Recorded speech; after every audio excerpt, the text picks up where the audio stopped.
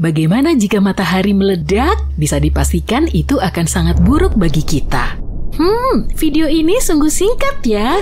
Enggak lah, masih ada lagi. Jika matahari meledak, kekacauan akan terjadi di tata surya kita. Para ilmuwan mengatakan hal itu pasti akan terjadi suatu hari nanti. Tapi kenapa ya? Bagaimana persisnya itu akan terjadi? Dan mungkinkah kita bisa selamat dari peristiwa itu?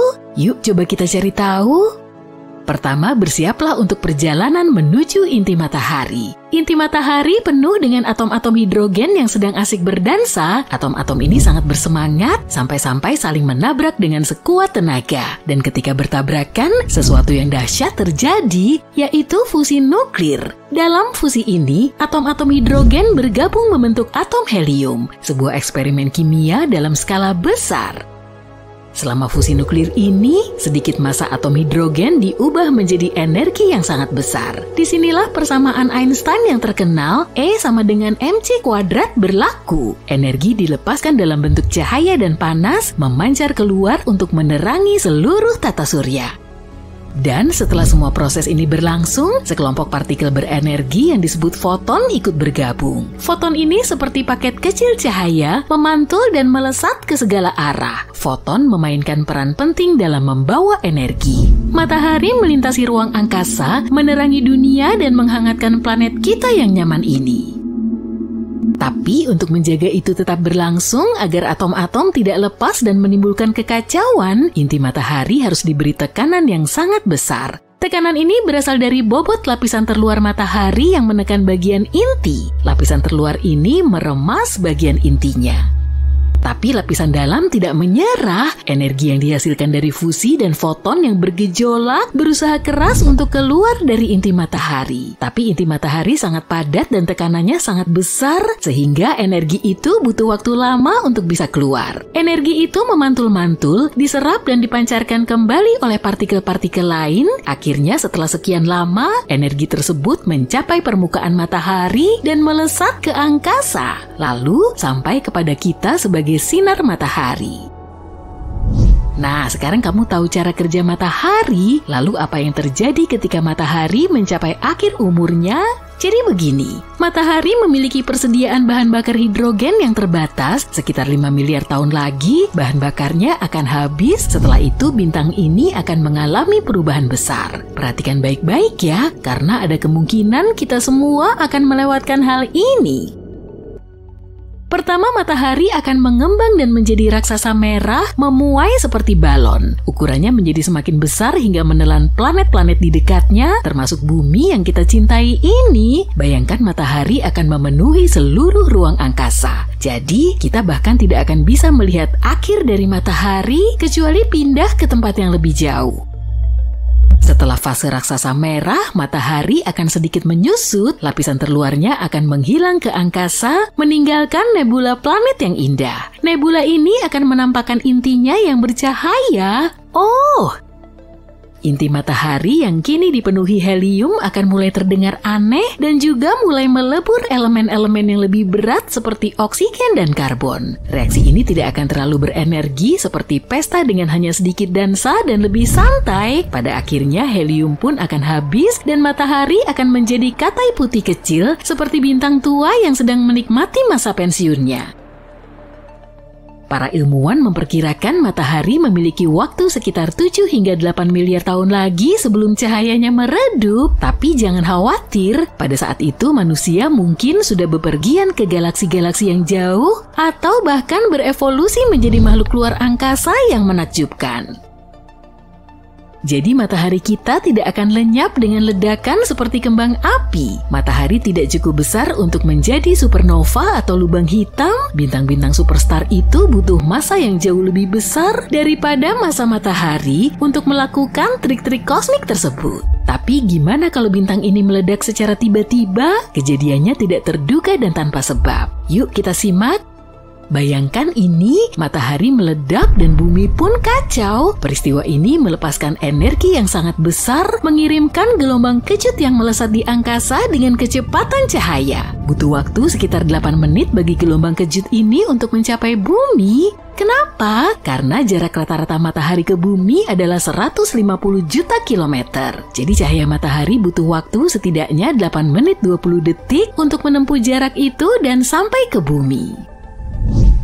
Sekarang kita bahas peristiwa itu sendiri. Itu akan menjadi pemandangan yang luar biasa dan juga akan menjadi akhir dari segalanya. Energi luar biasa yang dilepaskan akan menyebabkan matahari mengembang dengan cepat dan menelan planet-planet dalam termasuk bumi. Bukan itu saja, bersiaplah untuk ledakan radiasi yang sangat dahsyat. Matahari akan melepaskan semburan partikel bermuatan super. Partikel-partikel ini termasuk sinar X dan gamma yang bisa mengacaukan segalanya. Saat menghantam atmosfer, partikel-partikel berenergi tinggi ini akan mengamuk dan menimbulkan berbagai kekacauan. Partikel-partikel ini mengionisasi atmosfer, menciptakan denyut elektromagnetik yang sangat besar. Denyut ini seperti gelombang kejut bagi perangkat elektronik, membakar, menyetrum, dan membuatnya rusak. Jadi jika tidak ada pelindung, perangkat elektronik akan bermasalah. Bicara soal masalah yang terjadi setelahnya, planet kita akan menguap seketika. Akhir dari matahari bukan saja hanya mengacaukan bumi, tapi juga mendatangkan malapetaka bagi seluruh tata surya. Semburan energi yang sangat besar itu menghantam segala sesuatu yang dilaluinya. Planet-planet dan objek-objek lain akan terlempar dari orbitnya, menyebabkan kekacauan dan ketidakpastian. Sabuk asteroid di antara Mars dan Jupiter, hilang, lenyap atau tersebar di telan angin kosmik. Bahkan planet-planet yang selamat dari peristiwa ini mungkin akan keluar dari orbitnya, mengembara entah kemana. Jangan lupakan planet-planet luar seperti Jupiter dan Saturnus. Planet-planet raksasa ini menghasilkan panas internal sendiri yang membuatnya nyaman dan menarik banyak bulan. Tapi ledakan matahari akan mencuri kehangatan mereka dan mengubahnya menjadi tempat yang sangat dingin. Setelah membahas betapa dahsyatnya bencana ini bagi semua yang ada di tata surya, kita coba ajukan pertanyaan logis, bisakah manusia selamat? Jawaban singkatnya adalah tidak. Kita tidak akan selamat. Semuanya akan musnah, kecuali mungkin beberapa bakteri cerdik yang bersembunyi di balik kegelapan. Tapi dalam skenario mustahil di mana matahari memperingatkan kita tentang rencananya, kita mungkin masih punya peluang. Jika kita tahu sejak awal dan punya waktu untuk mempersiapkan diri, kita bisa mencari cara agar selamat. Lalu apa yang bisa kita lakukan?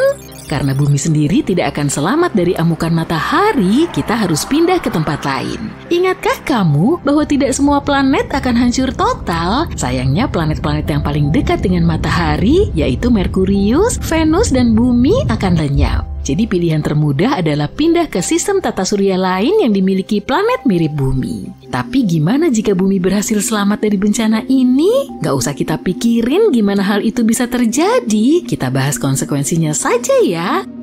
Iklim kita akan berubah drastis pada saat-saat pertama ledakan matahari. Radiasi dan partikel-partikelnya akan menaikkan suhu secara drastis seperti gelombang panas yang tak kunjung berakhir. Kita bicara soal efek rumah kaca yang dahsyat nih. Lautan akan menguap, menciptakan awan tebal dan lembut yang memerangkap panas dan menolak melepaskannya ke angkasa. Setelah itu, tanpa pelukan hangat matahari, bumi akan segera menjadi freezer. Jadi kita harus berpikir kreatif. Salah satu idenya adalah berlindung jauh di bawah tanah, di mana kita tidak akan terlalu terpengaruh oleh radiasi dan perubahan suhu tiba-tiba. Saat menggali lebih dalam, suhu akan meningkat. Jadi dengan alat dan sumber daya yang tepat, manusia bisa. Apakah matahari bisa padam? Misalnya nih, kalau kita siram sama semua air di samudra yang ada di bumi atau bahkan lebih dari itu, bakal gimana ya jadinya? Yuk cari tahu. Alam semesta adalah tempat yang penuh misteri. Sejak dulu, para ilmuwan banyak berselisih pendapat tentang luar angkasa. Tapi kita nggak pernah meragukan keberadaan satu objek, yaitu matahari. Pusat tata surya kita. Objek ini besar, terang, dan abadi. Enggak juga sih. Sebenarnya matahari cuma bintang biasa yang terdiri dari 75% hidrogen, sedikit helium, dan sedikit banget unsur berat. Semua itu disatukan oleh gravitasi. Tapi sekitar 5 miliar tahun lagi, siklus hidup matahari akan berakhir karena hidrogen di dalamnya akan habis. Bintang kita ini perlahan akan membesar dan ukurannya akan jadi tak terbayangkan.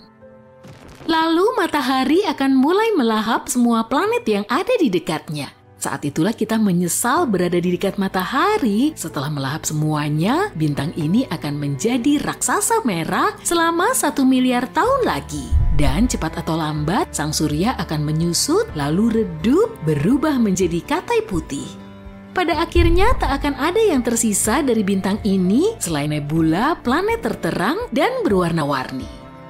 Tapi nggak usah takut, sekarang matahari ada di pertengahan siklus hidupnya. Bintang ini terbentuk sekitar 4,5 miliar tahun lalu, yang berarti sisa hidupnya masih selama itu juga. Untungnya kita lahir saat matahari sedang pada masa terbaik dan paling stabil, jadi nggak ada alasan untuk khawatir. Tapi coba kita bayangin skenario yang berbeda. Yuk! Gimana kalau kita percepat siklus hidup matahari dengan bantuan air? Coba kumpulin semua air di bumi, lalu kita siram matahari. Tapi kita butuh ember dulu nih, bukan yang ini ya. Kita butuh ember yang super duper besar. Ember yang bisa nampung air sekitar 1,3 miliar kilometer kubik. Diameternya setara dengan jarak dari Washington ke Chicago. Atau kalau cuma ada ember biasa, jumlahnya harus ada 70 kuintilium, yang berarti nolnya ada 18. Bayangin dapat ember sebanyak itu, waktunya memadamkan matahari. Kita siram bintang ini dengan air tadi, tapi kok nggak padam? Seriusan? Tapi coba lihat deh, matahari mungkin kasihan sama kita dan mengeluarkan sebuah suar matahari kecil.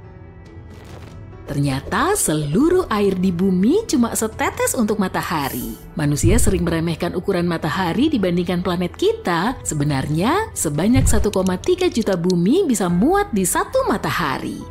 Pantesan aja matahari nggak akan padam atau lebih dingin. Malah mungkin nggak sadar dengan tindakan kita. Tapi jangan nyerah, pokoknya kita pengen matahari padam. Apa yang terjadi kalau air yang kita siramkan itu cukup? Sebanyak apa sih yang dibilang cukup itu? Ingat ember sebanyak kuintiliunan tadi? Kali ini kita butuh sekitar 370 oktiliun ember air. Berarti nolnya ada 27. Ngebayanginnya aja susah. Yang jelas airnya banyak banget dan sekarang siram matahari lagi. Wow, lihat uapnya. Tapi matahari tetap nggak padam. Bintang ini malah berterima kasih dan jadi semakin besar dan terang. Loh, kenapa bisa gitu ya?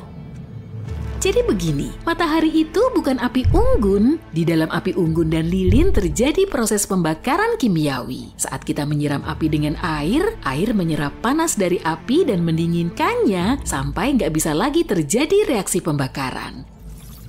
Air juga mencegah api terpapar oksigen, intinya air menghentikan proses kimiawi. Sedangkan pembakaran pada matahari berbeda, meskipun kita bilang matahari panas membara, pembakarannya nggak seperti api. Reaksi yang terjadi di matahari disebut fusi nuklir. Ini adalah reaksi paling brutal dan liar di alam semesta. Ada banyak lapisan hidrogen di dalam matahari. Kalau kita ambil 4 atom hidrogen dan membenturkannya satu sama lain, akan tersisa 1 atom helium. Proses pembakaran yang terjadi di matahari sedikit lebih rumit saat bintang ini mencoba melakukan reaksi fusi, proton bermuatan positif saling tolak-menolak. Butuh gaya dan energi yang besar untuk menyatukannya. Untungnya ada kekuatan ajaib di luar angkasa, yaitu gravitasi. 99,8% massa tata surya adalah matahari. Berat banget kan? Massa inilah yang menahan matahari dengan bantuan gaya gravitasi yang besar. Jadi gravitasi menyatukan berkuadriliun atom hidrogen kecil setiap detik setiap harinya. Saat bertabrakan, atom itu melepaskan energi, jadi nggak seperti api, matahari bukan butuh oksigen untuk menyala, melainkan hidrogen. Kita tahu kalau rumus kimia air adalah H2O, artinya air terdiri dari atom hidrogen dan oksigen, jadi air seperti bahan bakar untuk matahari. Ini bagai memadamkan api dengan bensin. Selain itu, massa tambahan dari air malah bikin matahari lebih berat. Hal itu membantu kinerja gravitasi. Ditambah lagi, proton akan saling bertabrakan dengan lebih cepat. Berkat ini, sintesis akan semakin cepat. Ya ampun, matahari jadi super kuat dan sekarang melahap kita beserta planet-planet lain yang ada di dekatnya. Kalau kita terus menyiramkan air, cepat atau lambat matahari akan hancur, lapisan luarnya akan meledak, dan bintang ini akan menjadi lubang hitam. Waduh, gawat! Sekarang lubang hitam ini akan mengisap semua objek yang ada di sekitarnya. Salah langkah nih. Ayo kita ulang lagi dari awal deh, karena udah jelas percobaan air kita gagal. Satu suar kecil matahari kedengarannya jauh lebih baik, kita kembali ke matahari yang normal dan tenang. Tapi kayaknya kita melupakan sesuatu nih. Bagaimana kondisi bumi sekarang setelah airnya dikuras habis? Kita tahu air berperan sangat penting bagi kehidupan di bumi. Sekarang banyak banget ikan dan hewan laut mati di tempat yang dulunya lautan. Kasian banget kan? Makhluk-makhluk laut dalam nggak bisa bertahan menghadapi perubahan tekanan sedrastis itu. Alga dan koral juga menjadi kering. Tunggu, bukannya alga dan koral menghasilkan 50-80% oksigen di bumi ya? Ups, waktunya pakai masker oksigen nih. Terus gimana keadaan di daratan? Sekarang semuanya jadi daratan sih, tapi kamu ngerti lah. Wow, daratannya jadi panas banget. Ini udah pasti. Kalau nggak ada laut, berarti nggak ada awan atau hujan. Sekarang kebakaran hutan terjadi di mana-mana. Hewan-hewan harus kabur dan meninggalkan habitat mereka. Tapi mereka juga nggak akan bisa nemuin rumah baru karena semua tumbuhan akan mengering dengan cepat. Nggak ada lagi tempat untuk hidup di bumi. Kini bumi menjadi seperti gurun besar, tapi manusia udah ribuan tahun tinggal di gurun kan? Mungkin mereka tahu gimana caranya? Jawabannya enggak. Mereka yang tinggal di gurun juga butuh minum. Jelas keadaan di bumi sangat kacau. Semua yang masih bertahan hidup saling berebut tetesan air terakhir. Itu pun kalau ada makhluk yang masih hidup, sekeras apapun mereka berjuang, nasib mereka udah jelas. Laut menyerap banyak sekali karbon dioksida dan panas dari matahari. Laut juga menyebarkan panas ke seluruh bumi sehingga nyaman dihuni. Dan begitu laut hilang, suhu akan naik dengan cepat hingga minimal 121 derajat Celcius. Tapi meskipun suhunya nggak seberapa, pesawat antariksamu hampir sampai. Berkat teknologi terbaru, sekarang kamu bisa jalan-jalan ke planet apapun di tata surya dengan lebih cepat. Dan kita akhirnya bisa mengunjungi planet lain dengan aman. Kamu mendaftar tur luar angkasa, dan sekarang kamu berada di pesawat dengan pemandumu, astronaut, dan beberapa penumpang lain. Perhentian pertama.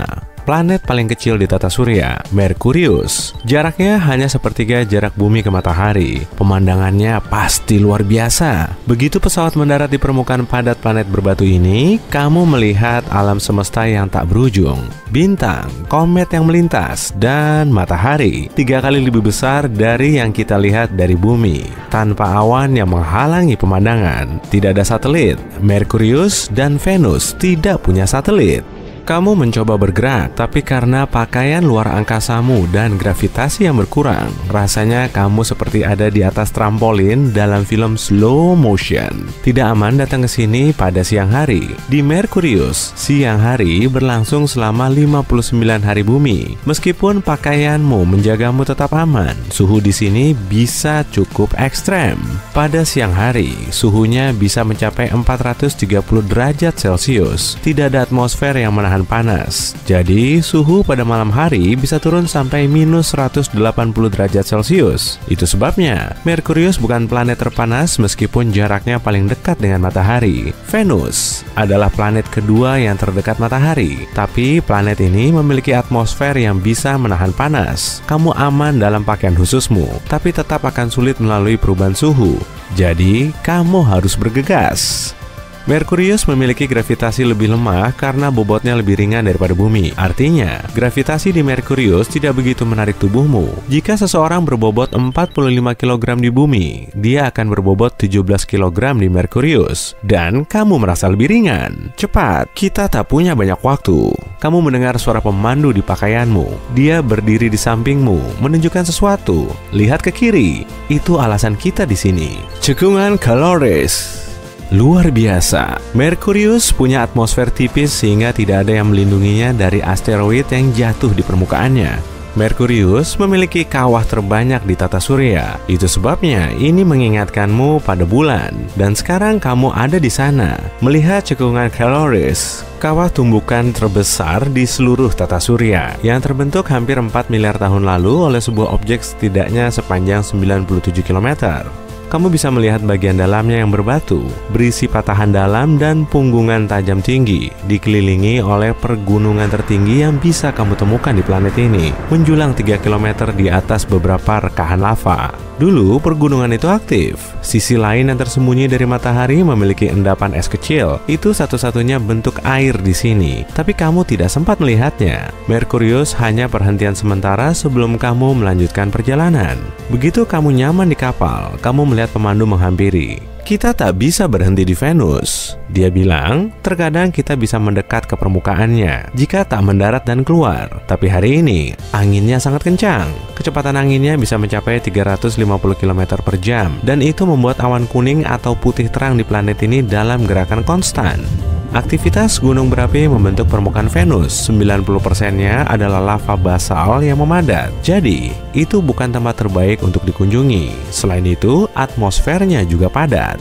Selagi di dalam pesawat, kamu mendapat panggilan video di sistem komunikasi luar angkasa khusus dari temanmu. Dia lepas landas lebih awal darimu dan pergi ke Jupiter. Jupiter adalah raksasa gas, jadi kamu tidak bisa mendarat. Selain itu, tekanan di sana sangat kuat. Itu meremas gas menjadi cairan. Jadi, atmosfer Jupiter bisa menghancurkan pesawat antariksa logam yang melewati awan warna-warninya seolah-olah itu terbuat dari kertas. Pengunjung biasanya mengambil perjalanan untuk melihatnya menjelajah di pesawat mereka dan mengambil foto dari atas. Ini gila, karena planet itu seperti pusaran angin badai, dan planet itu memiliki aurora paling terang di seluruh tata surya. Temanmu bahkan melihat bintik merah raksasa. Itu badai bentuk oval raksasa yang bergerak berlawanan arah jarum jam. Itu keren. Bintik merah raksasa 4 kali lebih besar daripada bumi. Tapi yang paling keren adalah Europa, satelit ke-6 Jupiter.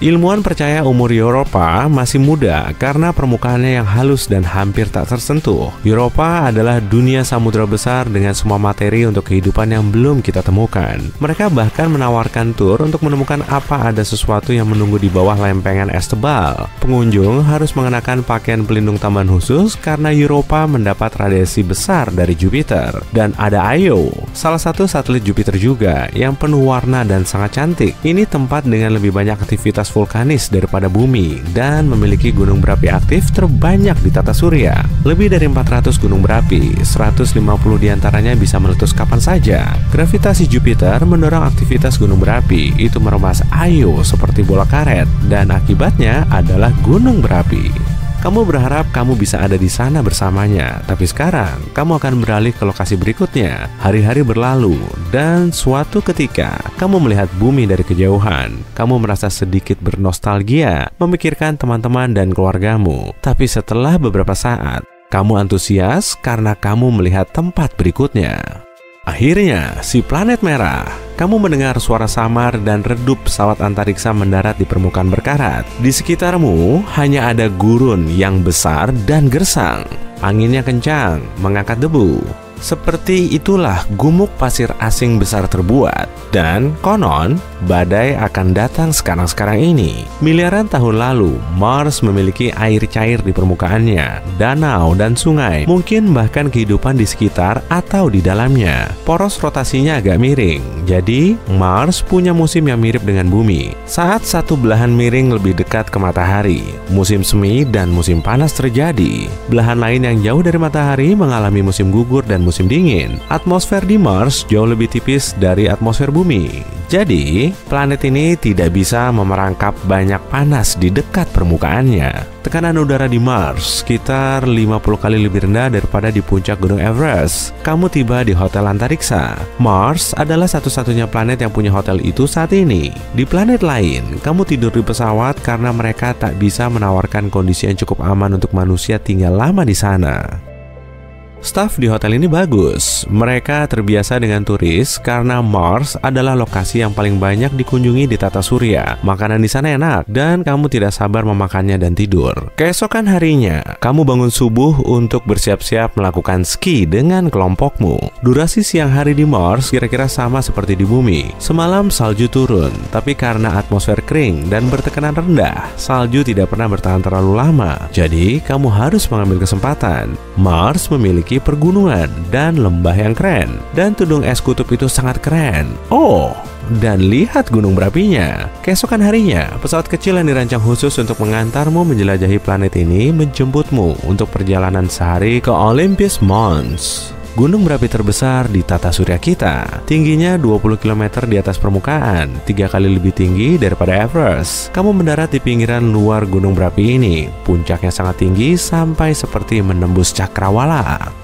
Pada hari ketiga, kamu mengunjungi Valles Marineris, sistem ngarai konis yang hanya bisa kamu lihat di foto sebelumnya. Jaringan ngarainya menakjubkan, 5 kali lebih panjang dan 4 kali lebih dalam daripada Grand Canyon. Pada titik terlebarnya, 320 km. Semua berawal dari perubahan kecil di planet kita. Awalnya, orang-orang melihat bulan jadi lebih terang dan agak besar. Tapi nggak ada yang mau ambil pusing, bulan mempengaruhi pasang surut air laut di bumi.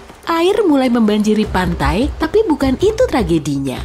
Banyak ikan mendekati daratan, ada cumi-cumi raksasa, anglerfish, dan hewan laut lain di dekat pantai. Padahal biasanya mereka hidup di laut dalam, keanehan lain terus bermunculan setiap hari. Burung nggak lagi terbang ke selatan saat cuaca dingin, tapi mereka ngebentuk kawanan besar dan berterbangan tanpa tujuan di sekitar perkotaan. Dulu, bulan bisa membantu navigasi burung di alam, tapi sekarang mereka nggak tahu lagi harus terbang kemana. Di lautan luas, kapten kapal mengamati arah kompas makin gak stabil, jarumnya terus muter-muter ke segala arah karena kutub magnet bumi berpindah posisi, bulan terus mendekati bumi tanpa alasan yang jelas. Gravitasinya juga mempengaruhi gravitasi planet kita, lalu ngefek ke perubahan iklim, perilaku makhluk hidup, dan medan magnet. Hujan bisa mengguyur tempat kering dan daerah dingin mulai memanas, ekosistem di seluruh dunia jadi kacau, orang yang tinggal di dekat hutan bisa sewaktu-waktu mendengar lolongan serigala, perubahan kondisi bulan bikin serigala lepas kendali. Satelit alami kita ini kian terang dan terus membesar, tapi belum ada hal kritis yang terjadi, orang-orang masih tenang karena mereka nggak mau memusingkan soal akhir zaman. Tapi kemudian, bulan mencapai titik kritisnya. Ceritanya kamu lagi jalan kaki sambil ngedengerin musik, lalu tiba-tiba ada orang yang nyenggol kamu dari belakang. Ya udahlah ya, mungkin dia lagi buru-buru. Saat kamu ngelanjutin jalan, ada cewek yang nyenggol bahumu. Sambil buru-buru pergi, dia cuma bilang, "Maaf ya," tapi kamu sempat ngelihat ketakutan dalam sorot matanya. Kamu baru bisa ngedengerin jeritan dan suara sirine setelah ngelepas earphone. Banyak pengendara mobil buru-buru keluar dari kendaraan mereka kemudian kabur. Kawanan burung camar beterbangan di langit. Di antara banyak suara dan kehebohan ini, kamu bisa ngedengerin suara khas. Kayaknya itu suara air. Kenapa ada suara air? Padahal kamu lagi ada di perkotaan yang jauh dari laut. Sesaat kemudian ada gelombang besar yang membanjiri jalanan. Dan gelombang ini bergerak ke arahmu. Kamu bergegas memasuki gedung terdekat dan naik ke lantai 10. Dari sini kamu bisa ngelihat genangan air yang membanjiri kota. Arus kuatnya telah menyapu kendaraan, bangunan, dan pepohonan. Ternyata ada hiu dan hewan laut lain di dalam air. Banyak orang cuma bisa ngumpet di dalam rumah dan atap rumah mereka. Bencana ini melanda seluruh kota. Di dekatmu ada TV yang menyala dan dari situ kamu tahu kalau banjir juga melanda banyak negara di seluruh dunia. Tsunami besar menerjang kota-kota pesisir dan di beberapa tempat ombak laut bisa mencapai ketinggian gedung 30 lantai. Banyak kota porak-poranda dan banjir besar ternyata baru permulaannya. Bulan mengelilingi bumi dan menjaga planet kita tetap pada porosnya. Bulan bikin cuaca di bumi lebih stabil dan membantu makhluk hidup berkembang. Tapi sekarang, keseimbangan ini rusak. Bulan terus mendekat dan mengubah gravitasi planet kita. Bumi bisa sedikit miring ke samping dan memicu banjir besar di seluruh dunia. Bayangin kamu lagi megang gelas berisi air, kalau gelasnya dimiringin, air di dalamnya akan tumpah kemana. Hal serupa juga terjadi dengan lautan kita. Bulan gak cuma mendekati kita, tapi juga melayang sambil mengitari bumi. Tiap putarannya bikin jarak bumi dan bulan makin dekat. Hal ini menyebabkan bencana alam di berbagai tempat. Pergerakan air sangat fluktuatif. Semua air ini kemudian mengalir lagi ke jalanan dan ke pantai. Air laut akan datang lagi ke perkotaan saat sore hari. Waduh, kayaknya petang udah muncul tuh. Langit semakin gelap, padahal saat itu baru pukul 3 sore. Bulan mengubah kecepatan rotasi bumi dan bikin siang hari kita berjalan lebih cepat. Bulan menutupi hampir seluruh langit dan menerangi planet kita. Dari bawah kamu bisa ngelihat kawah bulan yang sangat besar. Objek ini masih bisa kamu lihat saat matahari bersinar karena jaraknya sangat dekat. Di beberapa tempat bulan juga menghalangi sinar matahari. Setelah air surut, banyak orang mulai keluar rumah. Tiba-tiba gempa mengguncang. Jalanan kelihatan retak-retak dan banyak rumah rusak parah. Di jalanan juga ada tanah longsor, lempeng tektonik di seluruh dunia bergeser. Bayangin ada 2 bola magnet yang saling mendekat. Salah satu bola itu adalah bulan dan satu lagi inti bumi. Menurutmu ada apa aja sih di atas inti bumi ini? Ada kerak bumi setebal ratusan ribu kilometer, semuanya terus bergerak. Retakan berbahaya terus bermunculan di seluruh penjuru dunia. Gunung tertinggi di bumi runtuh dan berubah menjadi tumpukan batu. Dasar laut retak dan memuntahkan magma dari bawah tanah.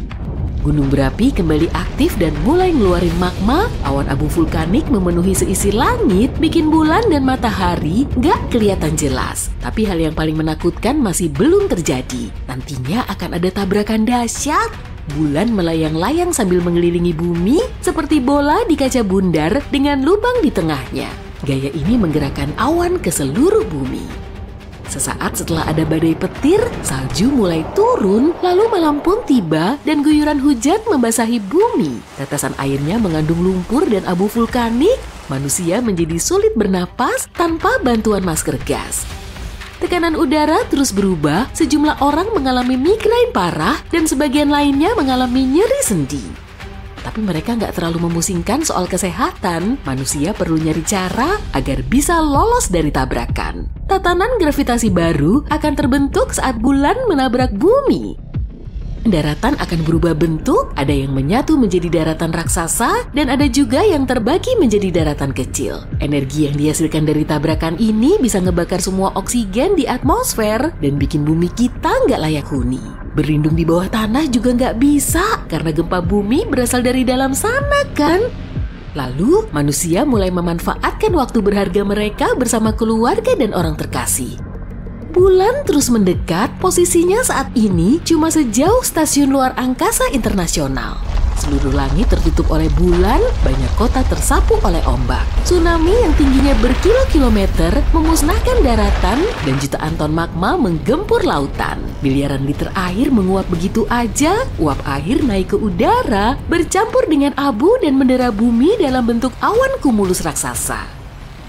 Kamu mulai menerima kenyataan bahwa bumi dalam kehancuran total. Tapi bulan kita ngeliatin keanehannya lagi. Di permukaannya ada retakan raksasa. Dan perlahan bulan terbelah menjadi 2 bagian.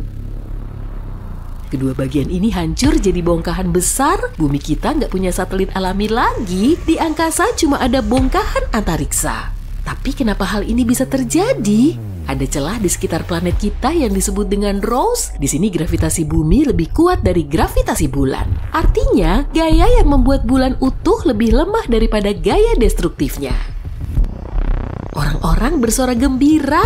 Batas Ross bisa nyelamatin planet kita. bulan gak akan nabrak bumi, tapi hancur menjadi bongkahan lalu ngebentuk cincin di sekitar bumi. Planet kita menjadi kelihatan mirip Saturnus. Sabuk batuan bulan mengelilingi bumi. Bongkahan besar ini menghancurkan semua objek yang menghalanginya, termasuk serpihan antariksa. Satelit nggak bisa berfungsi lagi, manusia kehilangan alat komunikasi dan navigasi. Kita harus memakai peta kertas lagi. Bulan menahan orbit bumi pada sudut tertentu sebelum kejadian ini, dan sekarang kemiringannya telah berubah. Sebagian sisinya menjadi lebih dekat ke matahari dan sisi lainnya semakin gelap. Kutub utara dan Arktik bisa berubah menjadi gurun gersang, khatulistiwa tertutup es, musim dingin dan musim panas bisa berlangsung selama bertahun-tahun. Serpihan bulan melayang-layang di sekitar bumi, tapi ada yang jatuh ke permukaannya. Hujan meteor bulan bisa ngerusak pemukiman dan ninggalin kawah raksasa. Semua peristiwa ini menyebabkan kehancuran masif. Dan kita baru bisa beradaptasi dengan dunia baru ini setelah ratusan ribu tahun. Apa yang terjadi ketika sebuah bintang kehabisan bahan bakar? Pertama-tama, anehnya bintang akan membesar hingga jutaan kali lipat ukuran aslinya. Saat inti bintang kehabisan hidrogen, bintang akan mengerut karena tarikan gravitasinya sendiri, tapi sebagian fusi hidrogen tetap berlangsung di lapisan atasnya. Saat mengerut, inti bintang akan memanas. Ini menyebabkan lapisan atas bintang ikut memanas dan mengembang. Diameter bintang pun bertambah. Semakin bertambah besar, bintang akan menelan materi apa saja, bahkan planet-planetnya sendiri. Para astronom sudah pernah mengamati bintang tepat sebelum atau sesudah menelan seluruh planet.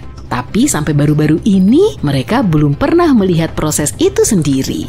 Para ilmuwan dari berbagai universitas melaporkan bahwa untuk pertama kalinya dalam sejarah, mereka berhasil menyaksikan bintang menelan planet. Dan peristiwa tragis ini terjadi bukan di galaksi yang jauh, melainkan masih di galaksi Bima Sakti, sekitar 12.000 tahun cahaya dari bumi. Para astronom melihat ledakan dari sebuah bintang yang masanya sekitar 0,8 sampai 1,5 kali massa matahari di dekat rasi bintang Aquila yang mirip elang. Bintang tersebut menjadi 100 kali lebih terang dari biasanya hanya dalam waktu 10 hari, dan setelahnya cahaya itu dengan cepat menghilang. Yang lebih menarik lagi, kilatan cahaya putih panas ini diikuti sinyal yang berdurasi lebih lama dan lebih dingin daripada kilatan cahaya pertama. Kombinasi ini hanya bisa berarti satu hal: bintang itu menelan planet di dekatnya. Planet apakah itu? Para astronom menduga itu merupakan planet super panas dengan massa 1-10 kali massa Jupiter. Planet seperti itu juga disebut Jupiter panas. Ini merupakan eksoplanet raksasa mirip Jupiter yang ada di tata surya kita dan hanya butuh waktu kurang dari 10 hari untuk mengitari bintang induknya. Planet yang kita bicarakan ini perlahan bergerak mengelilingi bintang itu sampai akhirnya tertarik masuk ke atmosfernya dan akhirnya terperangkap di dalam inti bintang yang hampir mati. Perjamuan galaksi ini terjadi antara 10.000 hingga 15.000 tahun lalu saat bintang itu berusia sekitar 10 miliar tahun. Dan mengingat usianya yang sangat tua, proses menelan itu sendiri terjadi secepat kilat dalam satu gerakan. Ini sangat berbeda dengan Jupiter panas lainnya yang dilahap perlahan-lahan oleh bintang induknya. Para astronom gak yakin apakah ada planet lain yang mengitari bintang ini pada jarak yang aman. Kalaupun ada, mungkin butuh ribuan tahun sebelum akhirnya planet-planet itu menjadi hidangan utama atau makanan penutup si bintang. Yang jelas setelah para astronom tahu apa yang harus dicari, mereka akan terus memantau terjadinya peristiwa kosmik serupa. Karena suatu hari nanti, planet kita dan juga sebagian dari tata surya akan mengalami nasib yang sama, semua yang ada di sekitar kita akan lenyap dalam sekejap. Tapi kamu bisa tenang dan bernapas lega karena peristiwa itu tidak akan terjadi sampai 5 miliar tahun lagi. Saat itulah matahari diperkirakan akan kehabisan tenaga dan mengembang begitu besar hingga menelan planet-planet dalam tata surya seperti Merkurius, Venus, Bumi, dan Mars. Jika manusia sudah berhasil mendiami planet lain pada saat itu, yang jaraknya paling tidak 10.000 tahun cahaya dari bumi, maka mereka akan bisa menyaksikan bencana ini. Matahari tiba-tiba menjadi jauh lebih terang dan melontarkan sejumlah materi keluar angkasa. Matahari akan menelan beberapa planet termasuk bumi sebelum akhirnya kembali seperti semula. Tapi bintang bukan satu-satunya objek di alam semesta yang menelan objek-objek angkasa lainnya. Ada monster kosmik lain yang melahap segala sesuatunya, bahkan cahaya. Sudah bisa menebaknya? Benar, yang kumaksud adalah lubang hitam. Tapi yang lebih menarik lagi, lubang hitam ini tidak hanya melahap segala sesuatu, tapi juga memuntahkannya. Belum lama ini, para ilmuwan mendapati lubang hitam supermasif di pusat galaksi Bima Sakti, tempat tinggal kita, tampak bocor. Kenapa hal ini sangat signifikan? Karena itu bisa berarti lubang hitam bernama Sagittarius A-star yang masanya 4,1 juta kali masa matahari ini bukanlah raksasa tidur seperti yang diduga sebelumnya. Dia mungkin masih aktif, dan kebocoran ini bisa jadi disebabkan karena lubang hitam tersebut cegukan ketika menelan awan gas. Dalam penelitian ini, tim astronom menggunakan teleskop luar angkasa Hubble. Teleskop ini membantu mereka menemukan semburan yang tampak seperti obor tiup. Semburan itu mendorong awan hidrogen di pusat galaksi kita dan tampak seperti memuntahkan gas mirip selang yang diarahkan ke tumpukan pasir. Hal ini sering terjadi di sekitar lubang hitam aktif yang dikelilingi materi yang tertarik ke arahnya akibat pengaruh gravitasi yang luar biasa besar. Sebagian materi ini masuk ke lubang hitam, tapi sebagian kecil lainnya tersapu keluar oleh medan magnet yang kuat. Penelitian ini menunjukkan ketika awan gas raksasa berada terlalu dekat dengan lubang hitam supermasif, awan tersebut akan tertelan, kemudian lubang hitam itu bersendawa mengeluarkan semburan-semburan kecil materi. Gelombang Fermi mungkin merupakan hasil dari sendawa yang terjadi sekitar 2 hingga 4 juta tahun lalu. Tapi baru-baru ini, para ilmuwan menemukan gelembung gas panas raksasa yang bercahaya. Gelembung ini sejajar dengan semburan yang memanjang sejauh 35 tahun cahaya atau lebih dari lubang hitam supermasif. Para astronom menduga semburan itu bisa saja menghantam gelembung gas tersebut dan membuatnya mengembang. Nah, aku akan memberitahu sesuatu yang lebih menyeramkan lagi nih. Sepertinya ada lubang hitam yang saling memakan satu sama lain. Semacam itu, saat ini keduanya sedang berbagi makanan, tapi tidak ada yang tahu apa yang akan terjadi di masa depan. Biar ku jelaskan lebih detail ya. Para astronom menemukan 2 lubang hitam supermasif yang sedang melahap materi kosmik dari 2 galaksi yang menyatu di luar angkasa yang jauh. Kedua lubang hitam raksasa itu ditemukan dengan bantuan teleskop Atacama Large Millimeter Submillimeter Array atau ALMA. Teleskop-teleskop ini berada di Gurun Atacama, Chili bagian utara. Para ilmuwan awalnya menggunakan teleskop ini untuk mengamati 2 galaksi yang menyatu sekitar 500 juta tahun cahaya dari bumi. Para astronom juga menemukan 2 lubang hitam raksasa tumbuh berdampingan tidak jauh dari pusat galaksi yang menyatu, yaitu UGC 4211. Tampaknya kedua lubang hitam itu bertemu ketika galaksi induknya bertabrakan. Salah satu lubang hitam bermasa 200 juta kali masa matahari. Sedangkan yang satunya lagi sedikit lebih kecil, yaitu sekitar 125 juta kali masa bintang kita. Meskipun tidak tampak secara langsung, kedua lubang hitam ini dikelilingi gugusan gas dan bintang-bintang yang bersinar terang. Semua ini terseret mendekat oleh tarikan gravitasi lubang hitam. Seiring waktu, 2 lubang hitam ini akan saling mengitari satu sama lain. Dan pada akhirnya, keduanya akan bertabrakan dan menciptakan lubang hitam yang lebih besar lagi. Para ilmuwan sudah mengamati kedua lubang hitam ini dari berbagai panjang gelombang cahaya dan sampai pada kesimpulan bahwa keduanya cukup unik. Jaraknya paling dekat satu sama lain dari semua lubang hitam yang pernah dilihat oleh para astronom. Jarak antara keduanya hanya 750 tahun cahaya. Bayangkan sebuah raksasa yang kuat seperti matahari bertabrakan dengan lawan yang kecil tapi perkasa, sebuah lubang hitam kecil. Tabrakan sudah dekat dan nasib tata surya terancam. Akankah matahari mampu bertahan dari tarikan gravitasi yang kuat dari lubang hitam? Atau akankah ia ditelan seluruhnya? Jawabannya ada pada gaya-gaya yang berperan dalam tabrakan kosmik yang menakjubkan ini. Yuk kita uraikan. Pertama-tama, apa itu lubang hitam? Lubang hitam adalah area di ruang angkasa yang gravitasinya sangat kuat sehingga tidak ada sesuatu pun, bahkan cahaya sekalipun, yang bisa lolos darinya. Seperti penyedot debu kosmik, lubang hitam menyedot apapun yang terlalu dekat. Lubang hitam sangat besar sehingga melengkungkan struktur ruang waktu di sekelilingnya. Lubang hitam adalah salah satu objek paling menakutkan dan misterius di alam semesta. Kekuatan alam yang sangat kuat yang menentang pemahaman fisika kita, sebuah teka-teki alam semesta yang sesungguhnya. Lubang hitam memiliki ukuran yang berbeda-beda, mulai dari yang kecil yang lebarnya hanya beberapa mil, sampai yang supermasif yang masanya miliaran kali massa matahari. Sebagian besar lubang hitam terbentuk dari keruntuhan bintang masif. Setelah lubang hitam lahir, ia akan terus membesar dan melahap semua yang dilewatinya. Jika dua atau lebih lubang hitam bertabrakan satu sama lain, mereka akan bergabung menjadi monster kosmik yang sangat besar dalam sebuah tarian yang mengerikan. Tapi bagaimana dengan yang lebih kecil? Lubang hitam terkecil yang diketahui disebut lubang hitam bintang. Lubang hitam ini memiliki massa 3-10 massa matahari, tapi ukurannya sangat kecil. Lubang hitam ini seperti mengambil semua materi di tata surya dan memadatkannya menjadi benda sebesar kota New York. Lubang hitam ini tergolong sangat kecil. Sebagai perbandingan, lubang hitam bermassa menengah memiliki berat antara 100 hingga 1000 massa matahari, dan lubang hitam supermasif memiliki berat jutaan atau miliaran massa matahari dengan ukuran yang tidak terbayangkan. Jadi lubang hitam bintang pada dasarnya tidak ada apa-apanya dibanding saudara-saudaranya.